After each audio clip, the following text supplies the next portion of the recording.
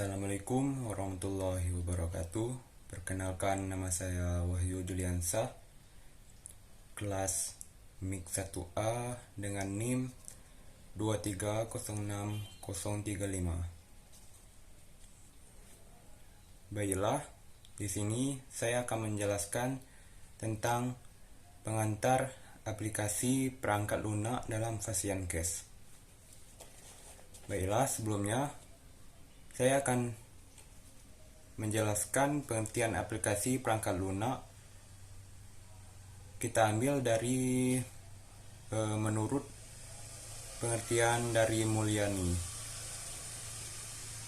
Software atau perangkat lunak adalah kumpulan program komputer yang terdiri dari prosedur dan dokumentasi untuk melakukan tugas tertentu.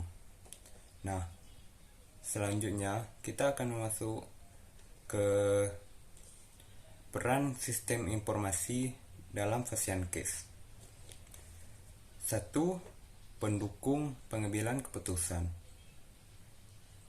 Maksudnya, sistem informasi menyediakan data dan informasi yang relevan bagi manajer untuk membantu dalam proses pengambilan keputusan. Contohnya, seperti rumah sakit menggunakan data pasien untuk memberikan saran dan rekomendasi kepada dokter berdasarkan pengetahuan medis yang terkini dan relevan. Dan yang kedua yaitu pemrosesan transaksi. Nah, yang dimaksud dengan pemrosesan transaksi yaitu digunakan untuk mengotomatiskan proses pencatatan dan pemrosesan transaksi bisnis sehari-hari. Contohnya, kita bisa mentransfer langsung biaya dengan menggunakan aplikasi seperti Kris, Brimo, dan lain-lain. Kita tidak perlu membayarnya dengan cash dan kita bisa menggunakan aplikasi dengan mudah dan cepat. Kita masuk yang ketiga, dukungan proses bisnis. Maksudnya, memfasilitasi eksekusi dan kontrol atas berbagai proses bisnis. Contohnya, seperti membeli barang yang kosong atau habis, agar stoknya tidak kekurangan, juga mengontrolnya dan juga mengontrol stoknya. Dan yang terakhir, yang keempat adalah koordinasi dan kolaborasi. Ya, di sini yang dimasukkan yaitu memungkinkan kolaborasi yang lebih baik antara individu dan departemen dalam satu organisasi. Contohnya, di rumah sakit terjadi kolaborasi seperti dokter, perawat, ahli terapi, dan lain-lainnya. Perlu berkoordinasi untuk memberikan perawatan yang komprehensif dan terkoordinasi kepada pasien agar terjalinnya perawatan yang lebih baik dan tujuannya untuk memberikan perawatan yang lebih baik lah. Selanjutnya kita masuk ke kemampuan sistem informasi. Nah, saya akan menjelaskan 4 kemampuan sistem informasi. Yang pertama yaitu penangkap atau disebut capture. Di sini menjelaskan melaksanakan komputasi numerik dengan kecepatan tinggi dan bervolume besar. Contohnya, seperti sistem informasi perlu menganalisis data dan simulasi untuk menghasilkan hasil yang tepat dan akurat.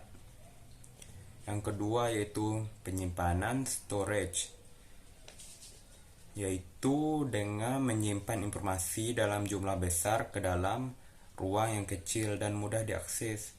Seperti contohnya digunakan dalam industri perbankan untuk menyimpan data transaksi dan kredit. Yang ketiga adalah pengolah atau processing. Maksudnya yaitu mengotomatisasi proses-proses yang manual ke elektronik. Contohnya dalam industri manufaktur untuk mengotomatisasi proses produksi dan pengirimannya, seperti kita membeli pakaian di aplikasi seperti Shopee, Lazada. Kita bisa mengotomatisasi proses-prosesnya dari manual ke elektronik. Kita tidak perlu pergi ke pasar untuk membelinya lagi. Yang keempat, menghasilkan atau yang disebut generation, yaitu menyajikan informasi dengan jelas serta akurat. Contohnya dalam industri perbankan untuk menyajikan data transaksi dan kredit dengan jelas dan mudah diakses. Nah, apa maksudnya itu? Seperti kita mentransfer uang, mengirim uang, dan membayar uang dengan mudah menggunakan aplikasinya.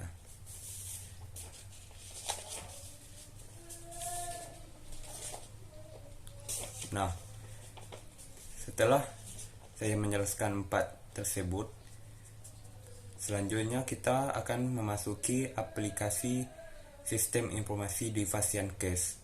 Saya akan menjelaskan 4 sistem informasi di Fasiankes. Yang pertama yaitu sistem manajemen persediaan. Maksudnya membantu dalam melacak perawatan medis, bahan habis pakai, dan kebutuhan logistik.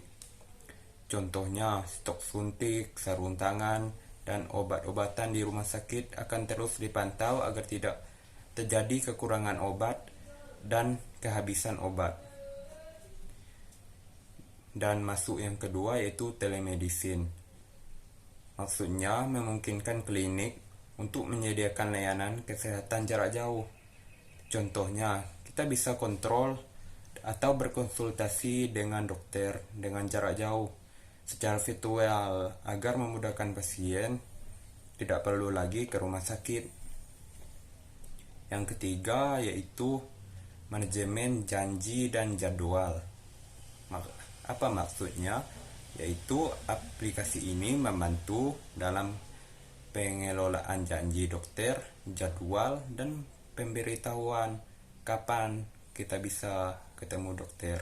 Contohnya, kita membuat janji dengan dokter di hari yang kita sama-sama sepakati dengan dokter dan jamnya, agar tidak perlu kita mengantri lagi dengan susah payah dan lama, dan kita bisa langsung ketemu dokter dengan sesuai janjinya pada hari itu. Yang keempat yaitu catatan medis elektronik, EHR, yaitu maksudnya untuk menyimpan dan mengelola catatan medis pasien secara elektronik.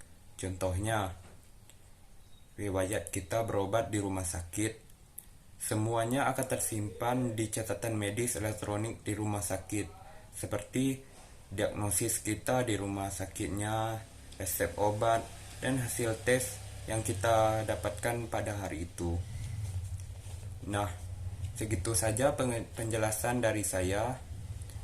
Lebih dan kurang saya mohon maaf. Saya tutup dengan Assalamualaikum warahmatullahi wabarakatuh.